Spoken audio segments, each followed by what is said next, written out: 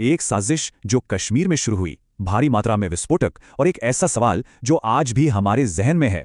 आज हम एक ऐसे मामले की परतें खोलेंगे जिसने देश की सुरक्षा पर एक बहुत बड़ा गहरा सवालिया निशान लगा दिया था। 13 सिर्फ एक नंबर नहीं है ये 13 जिंदगियां थीं, 13 लोग जो एक पल में एक भयानक आतंकी हमले में हमसे छीन लिए गए। और सोचिए, ये हुआ कहाँ? देश के दिल में, दिल्ली में, ठीक लाल किला मेट्रो स्टेशन के पास। वो जगह जहां हर रोज हजारों लोग आते जाते हैं, अपनी जिंदगी जी रहे होते हैं, उसी चहल पहल के बीच। तो चलिए कहानी की शुरुआत करते हैं। ये कहानी शुरू होती है उस एक शाम से जब दिल्ली एक जोरदार धमाके से दहल उठी थी। तारीख थी 10 नवंबर 2025, शाम का वक्त। एक i20 कार और उसमें हुआ एक इतना पावरफुल धमाका कि 13 लोगों की जान चली गए और 29 से भी ज्यादा लोग घायल हो गए। और देखिए, ये कोई मामूली हादसा नहीं था, कोई सीएनजी सिलेंडर ब्लास्ट नहीं, ये एक सोची समझी आतंकी साजिश थी जिसे बहुत ही हाई इंटेंसिटी एक्सप्लोजिव से अंजाम दिया गया था। लेकिन कहानी सिर्फ दिल्ली की उस सड़क से शुरू नहीं होती। नहीं, इस धमाके की जड़ें ना वो कहीं ज्यादा गहरी और पुरानी है। तो चलिए मेरे साथ वक्त में थोड़ा पीछे चलते हैं। इस पूरी साजिश की असली शुरुआत दिल्ली से नहीं हुई थी। ये शुरू हुई थी हफ्तों पहले, सैकड़ों किलोमीटर दूर कश्मीर की वादियों से। अब जरा इस टाइमलाइन पर गौर कीजिए। यहीं से सारे डॉट्स कनेक्ट होना शुरू होते हैं। 19 अक्टूबर कश्मीर में जैश ए मोहम्मद के पोस्टर मिलते हैं और यहीं से जांच को पहली लीड मिलती है। फिर देखिए कहानी कितनी तेजी से आगे बढ़ती है। 9 नवंबर फरीदाबाद में विस्फोटकों का एक पूरा पहाड़ पकड़ में आता है और फिर ठीक 24 घंटे के अंदर 10 नवंबर को दिल्ली में धमाका हो जाता है। सोचिए, एक बड़ी कामयाबी और एक भयानक तबाही के बीच सिर्फ एक दिन का फासला। तो सवाल ये है कि धमाके से ठीक एक दिन पहले आखिर हुआ क्या था? हुआ यह था कि एजेंसियों के हाथ एक बहुत बड़ी कामयाबी लगी थी। एक ऐसी कामयाबी जो अगले ही दिन एक बहुत बड़ी नाकामी में तब्दील होने वाली थी। 358 किलो, जरा सोचिए इस वजन के बारे में। 358 किलो विस्फोटक, ये इतना ज्यादा था कि किसी भी शहर में एक बहुत बहुत बड़ी तबाही मचा सकता था। नवंबर को फरीदाबाद से जो मिला वो सिर्फ 358 किलो विस्फोटक नहीं था, उसके साथ साथ एक असॉल्ट राइफल और ढेर सारे कारतूस भी थे।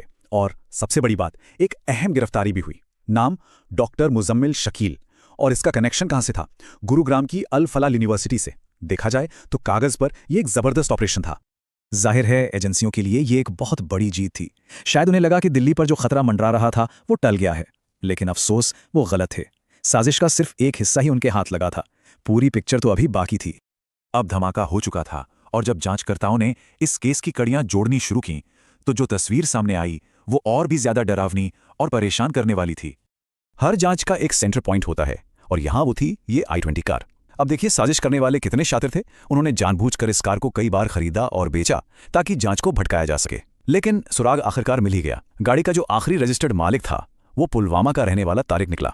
अब जरा इस पूरे नेटवर्क के चेहरों पर एक नजर डालते हैं।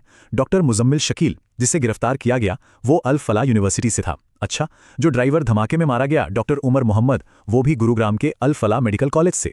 फिर एक और सस्पेक्ट डॉक्टर शाहीन शाहिद, उसका कनेक्शन भी खंगाला जा रहा है। क्या कुछ पैटर्न दिख रहा है? एक ही इंस्टीट्यूशन का नाम बार बार सामने आ रहा है। और ये सारी कड़ियां, ये सारे नाम, ये सब हमें एक ही जगह पर लेकर आते हैं, इस पूरी कहानी के सबसे बड़े और सबसे चुभने वाले सवाल पर। और वो सवाल है, क्या ये एक बहुत बड़ी सिक्योरिटी चूक थी? चलिए अब इन 2 दिनों की हकीकत को ना आमने सामने रखकर देखते हैं, तब समझ आएगा। 9 नवंबर को क्या हुआ?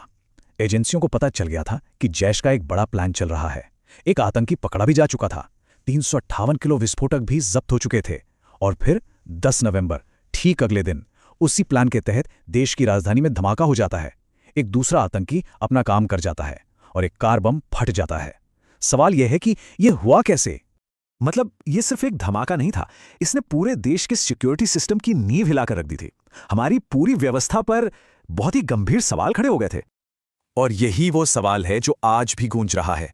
जब साजिश का पता चल चुका था, जब इतने सारे विस्फोटक बरामद हो चुके थे और जब एक आतंकी पकड़ा भी जा चुका था, तो फिर भी दिल्ली में वो धमाका कैसे हो गया? ये वो सवाल है जिसका जवाब शायद हमेशा मांगा जाएगा।